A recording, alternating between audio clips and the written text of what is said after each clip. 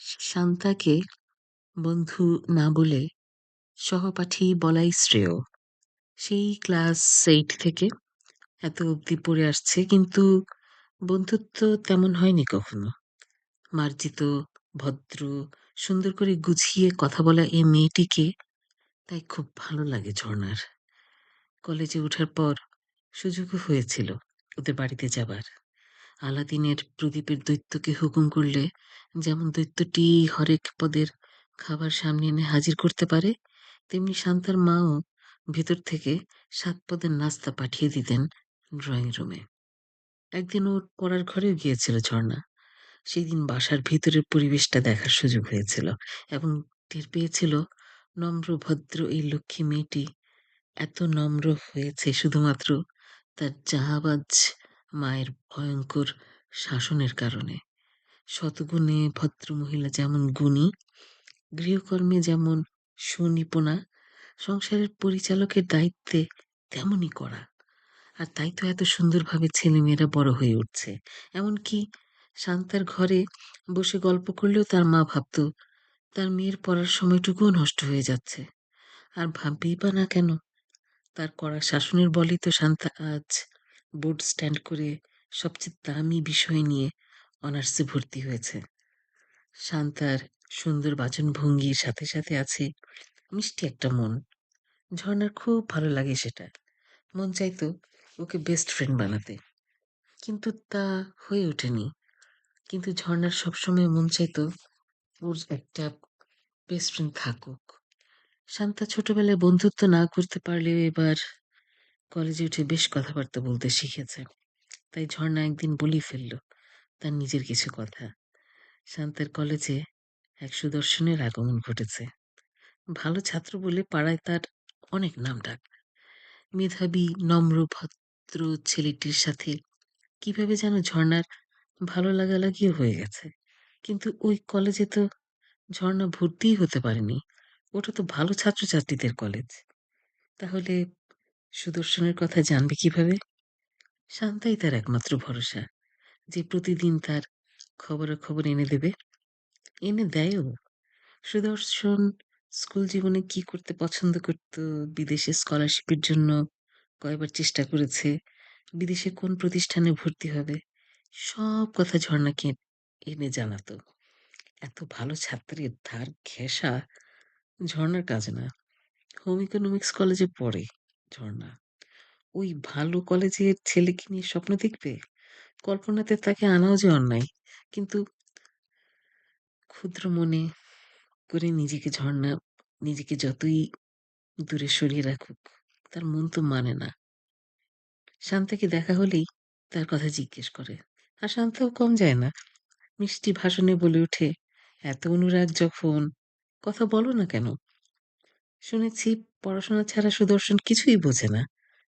বিদেশে স্কলারশিপ পেলে এক্ষুনি চলে যাবে।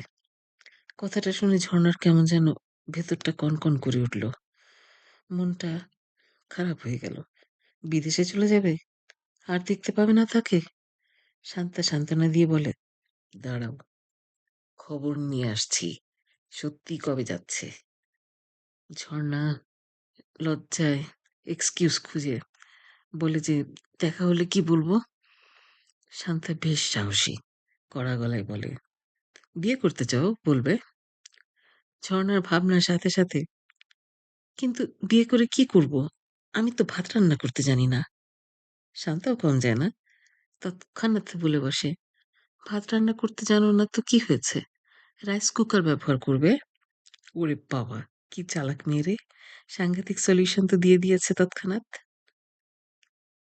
তবে আজ খবর এসেছে, সুদর্শন 2 ক্লাস উঁচুতে পড়ে। জিআরই পরীক্ষা দিয়েছিল মাস 3 আগে। রেজাল্ট আসার সাথে সাথেই আমেরিকার অ্যাডমিশন আজ কনফার্ম হয়েছে। পড়া তো প্রায় শেষ, এবার তার দেশ ছাড়বার পালা।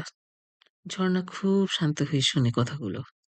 শান্তা পরের দিন সকালের দিকে ফোন দিয়ে তার জাহাবাজ মায়ের আড়ালে কিছু কথা ফিসফিস করে জানায়।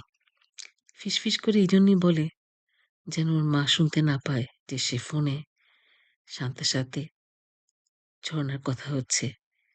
এটা শুনে চিৎকার যেন শুরু করে না দেয় সবার সামনে তার মাটা। ওইদিকে জাহাজ মায়ের চিৎকার শুরু হয়ে গেছে। শান্তার সব সময় বুঝি নষ্ট হয়ে যাচ্ছে এই ফোন আলাপ করতে গিয়ে। ওর মা কিভাবে জানি টের পেয়ে গেছে যে এই ঝর্ণা মেয়েটির সাথেই শান্তা কথা বলছে। কিন্তু এত কিসের কথা? দুচক্ষের বিষ যেন ওই মেয়েটি। কিন্তু জাহাবাজের তোয়াক্কা না করে শান্তা আজ সাহসী হয়েছে। তার মাকে পাশ কাটিয়ে শান্তা ফোনে ফিসফিস করে জানাচ্ছে, যত নিচু সুরে সম্ভব সেভাবে কথা বলে জানাচ্ছে সুদর্শনের আজ আংটি বদল। মেয়ে দেখে সুদর্শনের মা পছন্দ করে বসে আছেন এবং পছন্দ ফাইনালি করেও ফেলেছেন। ছেলেকে বিয়ে না দিয়ে তিনি ছাড়বেন না। ঝর্ণা শুধু শুনে যায় চুপচাপ। শান্তা আবারও ফিসফিস করে তার মাকে আড়াল করে ফোনে জানায়, সুদর্শনের ফুল স্কলারশিপ হয়ে গেছে। তার রেজাল্ট বরাবরই ভালো। সেজন্যই হয়েছে। বছর ৫ এর ধাক্কা, বিদেশে থাকবে। তার মা তাকে একা ছাড়বে না। কিন্তু সব দিক দিয়ে উপযুক্ত কি আর জোটে? যার সাথে আংটি পরাতে যাবে তার মা, মেয়েটি নাকি খুব ভালো, খুব শান্ত। এমন মেয়েই খুঁজছিল তার মা তার জন্য। পেয়ে গেছে, তাই আর দেরি কেন? ছেলের বিদেশে যাবার মাসখানেকের মধ্যে মেয়েরও পড়া শেষ হয়ে যাবে আর স্বামীর সাথে যাবার কাগজে চলে আসবে। স্বামীর সাথে? সুদর্শন তাহলে অন্য কারো হতে যাচ্ছে? ঝর্ণার যেন কেমন করে ওঠে ভেতরটা। শান্তা খুব সন্তর্পণে ফোনটা রেখে পা টিপে টিপে তার ঘরে প্রবেশ করে, পাছে তার জাহাবাজ মায়ের চোখে যেন না পড়ে সে। মা যেন টের না পায় যে সে ঝর্ণার সাথে কথা বলছিল। খুব গোপন একটা কথা। ঝর্ণা তো তার চোখের বিষ। সবসময় সব মেয়ের দিকে শুধু নজর। আর আমার মেয়ের সময় যেন নষ্ট করে ফেলছে। মেয়েটি কেন যে বইয়ের নাম চাওয়ার উছিলায় ফোন করে, এটা সেটা আগুর-বাগুর গল্প করার জন্য ফোন করে। এসব খারাপ ছাত্রীদের সাথে যে কেন শান্তামণি মেশে তাই বুঝে পায় না ওই জাহাবাজ। একদিন তো জাহাবাজ ঝর্ণার ফোন আসতে সে কি ধমক! শান্তার ছোট বোনটি বলে ফেলেছিল, মা অমনভাবে ধমকাও কেন? ফোনের মধ্যে দিয়ে ঝর্ণা আপু তো শুনে ফেলবে। জাহাবাজের তৎক্ষণাৎ উত্তর, শুনলে শুনুক। আহ, কি ছিল সেই দিনগুলো! ঝর্ণা ভাবে বসে বসে। আজ হতে অন্তত ৩ দশক আগের কথা, বা ৩.৫ দশক। সেই ১৯৯২ সাল। জাহাবাজ অহংকারের দম্ভে এভারেস্টের চূড়ায় বসে আছে। তার বোট স্ট্যান্ড করা কন্যার অ্যাচিভমেন্ট এবং তার বোট স্ট্যান্ড করা কন্যার এত ভালো বিষয়ে পড়াশোনার মেধা দেখে। এই মেয়েটি তার সবকিছু। পরের বার যে ছেলেটি হয়েছে সেটা হলো পাড়ার মাস্তান। ওর কোনো ভবিষ্যৎ নেই। যা ভবিষ্যৎ, যা আশা সন্তানকে নিয়ে ওই জাহাবাজের, সব স্বপ্ন এই শান্তাকে নিয়ে। ভালো প্রস্তাব এসেছে বিয়ের। উচ্চ ঘর, সৎবংশ, ছেলের বাবার অনেক টাকা। ঘুষ খাওয়ার একটু বদনাম আছে, কিন্তু তাতে কি? ঘুষ না খেলে এত টাকা পয়সার মালিক হওয়া যায় নাকি? ছেলের সাথে শান্তার বিয়ের পরপরই কলেজের পড়া চুকিয়ে বিদেশে ভালো চাকরির হাতছানি পেল সেই শান্তা। স্বামীসহ সব চাকরি ছেড়ে দিয়ে বিদেশে পাড়ি দিল। সেই বিদেশে যেয়ে সেই পড়া শেষ করে সে আবার বাড়ি ফিরল। কিন্তু যে সময়টুকু শান্তা ছিল না ঝর্ণার জীবন থেকে, ঝর্ণার মনে হচ্ছিল একে একে সবাই যেন চলে যাচ্ছে। মনের মানুষ চলে গেছে, এখন বন্ধুও যাচ্ছে। আগের যুগে মানুষ যেমন পোষা কবুতরের পায়ে দড়ি দিয়ে, সুতো দিয়ে চিঠি বেঁধে দিত, কবুতরের জায়গার মতো সংবাদ কবুতর বহন করে নিয়ে যেত, তেমনি সুদর্শনের সব সংবাদ তো শান্তাই এনে দিত। কিন্তু বিদেশের চাকরি বহুদিন পর শেষ করে শান্তা যখন দেশে ফিরে এসেও ঝর্ণার সাথে দেখা করার সময় পায়নি, ঝর্ণার তখন আরো বেশি একা লাগতো।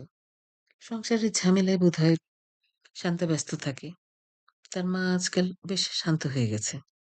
সেদিন কাঁচা বাজারে গিয়েছিল ঝর্ণা, পিছন থেকে সেই জাহাবাজ ডাক দিয়ে কথা বলে উঠল, কেমন আছো? কি নরম সুর! আদরের কণ্ঠে ভরা মধু যেন ঝরে, ঝরে পড়ছে গলা থেকে। যে মানুষ সামনাসামনি এত ভালো, যেই মানুষ সামনাসামনি মধু ভরা কণ্ঠে কথা বলে, সে আড়ালে এত জাহাবাজ হয় কিভাবে? নিজ কানে না শুনলে তো ঝর্ণা বিশ্বাসই করত না কোনোদিন। পুরনো বন্ধু শান্তা। বন্ধু ঠিক নয়, মেসেঞ্জার বললেই সঠিক হবে। জাহাবাজকে দেখে ঝর্ণা তাই জিজ্ঞেস করল শান্তা কেমন আছে। তার মায়ের আরো এক বালতি মধু গলা থেকে উপচে পড়ল। হেসে বলে ভালো আছে, সব ভালো। অথচ ঝর্ণা জানে শান্তা ভালো নেই। চাকরি হারিয়ে এখন দুর্দশায় পতিত। উচ্চ ঘরের স্বামীও তাকে রাখতে চায় না আর, সন্তান দিতে পারে না বলে। কখনো বাইরে থেকে তাকে ঝর্ণার কাছে পুরুষালী মনে হয়নি। অথচ নারীর অনেক বৈশিষ্ট্যই তার নেই। তার বলে জন্ম থেকেই ওভুলেশন হয় না। কিন্তু তারপরেও শান্তা এত রমণীয়, এত কমনীয় একটি মেয়ে। কিন্তু তার উপর কেন এত গজব? মনটা খারাপ হয়ে যায় ভাবলেই। দেখা করবার জন্য ছুটে যায় ওর কাছে। আর দেখা হলে সুদর্শনের প্রসঙ্গ তো আসবেই। তারা তো বিদেশে একই বিশ্ববিদ্যালয়ে পড়েছে। তাই এক যুগ আগের সকল আবেগ উপচে ঢেলে দিয়ে শান্তাকে যখন দেখা হওয়ার পর ঝর্ণা জিজ্ঞেস করে সুদর্শনের খবর কি, শান্তা বেশ রাগত স্বরে শুধু একটি কথাই বলে ঝর্ণাকে থামিয়ে দিয়ে। আর তা হলো, এ বিষয়ে আমি কোনো কথা বলতে চাইছি না। ঝর্ণা মিলাতে পারছে না এই শান্তাকে। জাহাবাজ তো ছিল তার মা। জাহাবাজকে লুকিয়ে লুকিয়ে নিজেকে আড়াল করে কত খবরই না এনে দিত ঝর্ণার মনের মানুষকে নিয়ে ঝর্ণার কাছে। আর আজ তার এত রাগ, এত ক্রোধ, কিন্তু কেন? জীবনের সব অধ্যায়গুলো জয় করে ফেলেছে বলে, যা ঝর্ণা কোনোটাই করতে পারেনি। না বলতে চাইলে বলবে, বলবে না। কিন্তু ঝর্ণাকে থামিয়ে দিয়ে, একেবারে শাট করিয়ে দিয়ে, এ কেমন একটা ব্যবহার! যেন ঝর্ণা আর তার কাছে না আসে। তার যেন এমনই একটা মেসেজ সে দিতে চায়, আমার কাছে এসো না, আমি কথা বলতে আগ্রহী নেই। কষ্ট কি ঝর্ণা তার কথা বলার টোনের জন্য পেয়েছিল? কেন সুদর্শনের কথা জানতে চেয়েছিল সেদিন? সুদর্শন কি কখনো জানতে পারবে যে তার খবর জানতে গিয়েই আজ কি ভীষণ একটা অপমানের শিকার হয়েছে ঝর্ণা তার ঘনিষ্ঠ এক বন্ধুর কাছে? বন্ধু তো নয়, সহপাঠী বলা চলে। সেই যে শুরুতে অষ্টম শ্রেণী থেকে তারা একসাথে পড়তো, 2 দশক পর আজও তার তীব্র কথার বাণ, তার উদ্ধত্যপূর্ণ আচরণ ঝর্ণাকে অবাক করে। অর্ধশতক বছর পেরিয়ে, অর্ধশতক বছর মানে কিন্তু প্রায় 50 বছর হয়ে গেছে জীবনে। সেদিন হঠাৎ ঝর্ণার মনে হলো, দ্বিতীয় শ্রেণীতে পড়াকালীন সে শুনেছিল শান্তাকে তৃতীয় শ্রেণীতে ওঠাবে না, দ্বিতীয় শ্রেণীতেই রেখে দিবে, রেজাল্ট যেন আরেকটু ভালো হয়। সেই 7 বছর বয়সেই তখন ঝর্ণার মনে প্রশ্ন এসেছিল, এত ছোট ক্লাসে রেজাল্ট খারাপ হয়ই বা কিভাবে? নিজেও যে ছোট্টটি তার খবর নেই, কিন্তু চিন্তাভাবনায় যেন একটা বড় মানুষ। তখনও শান্তাকে দেখেনি সে।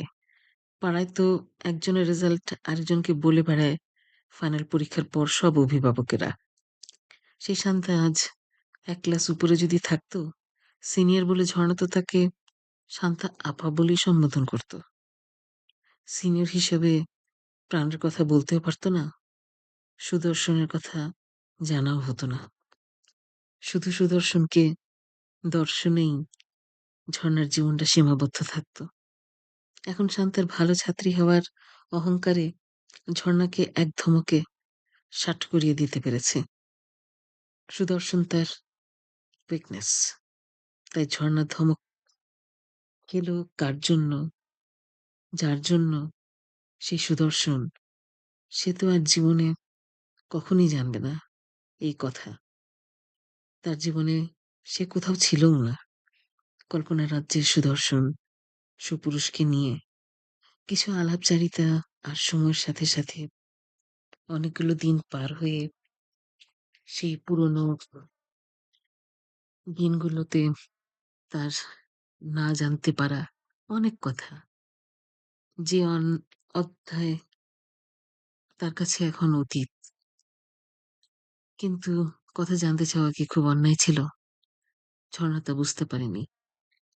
ঝর্ণা তাও বুঝতে পারেনি যে এতদিন পরে এসে সুদর্শনের কথা জিজ্ঞেস করলে শান্তার কাছে সেটা অন্যায় হয়ে যাবে। তাই চোখের পানি আটকাতে পারেনি ঝর্ণা সেদিন শান্তার ধমক খেয়ে। সুদর্শন দূর আমেরিকায় চলে গেছে আজ কত বছর, দেখে না কতগুলো দিন। সেই দূরত্ব তাকে যত না ব্যথিত করেছে, তার থেকে বেশি ব্যথিত করেছে সুদর্শনের জানতে চাওয়া নিয়ে শান্তের কাছে ধমক খাওয়া। এবং ওর কাছ থেকে ধমক খাওয়া যে খুব আন্তরিকতার সাথে মেসেঞ্জারের কাজটা করে দিত, সেই শান্তার কাছ থেকে সে ৩ দশকের বেশি সময় হবে সেই সময়ের চঞ্চলতা, হাসি, ঠাট্টা, দুষ্টুমি যাকে ঘিরে ছিল সেই সুদর্শন এসব জানতেও পারবে না। যার সাথে ছিল সেই শান্তাই সব জানে।